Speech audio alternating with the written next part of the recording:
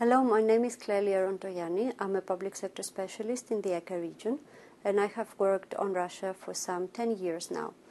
Before I joined the bank, I worked in Moscow for the European Commission for some 4 years, so I can say that I'm quite familiar with Russian business culture. I think when starting to work with Russian counterparts, it is important to bear in mind that the business culture is really quite formal. So when one goes to a meeting, it is important to give advance notice about the issues to be discussed, to present oneself in a very official and formal manner in terms of dress and general demeanor, to be very precise and to the point when discussing the issues, without being too polite but without being too aggressive either. And it is not necessarily expected to make some other kind of light conversation in the context of business meetings. This may happen when you know a counterpart really quite well. After perhaps several years, when you have developed a relationship of trust, your counterparts may start asking you about your family or your health and how you are doing.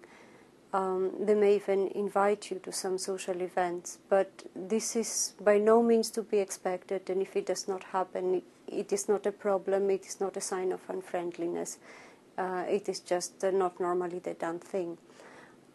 It can be different if you visit counterparts in regions where a visit by a representative of an international organization is unusual.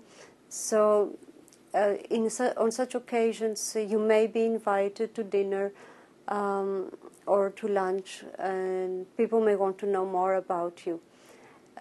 But it is always important to bear in mind that they see you as the representative of the bank and expect you to keep your distance. In some other countries of the CIS, in Central Asia, for example, and in Tajikistan in particular, where I work, it is easier to become kind of friends with your counterparts at an earlier stage. They will probably invite you to dinner or for coffee after the meeting at an earlier stage and more frequently than your federal counterparts in Russia. And they may well ask you about your family and your health and other things before you start your official discussions. But in any case, you need to bear in mind that all these countries may share a common language, at least a language that many of these countries still use. But the cultural differences are still there, and they're quite important. And I hope you will have a positive experience in whichever country you work. I have certainly had a very rewarding experience working both in Russia and in Tajikistan. And I hope that as your Russian language skills progress, you will be able to have the same experience.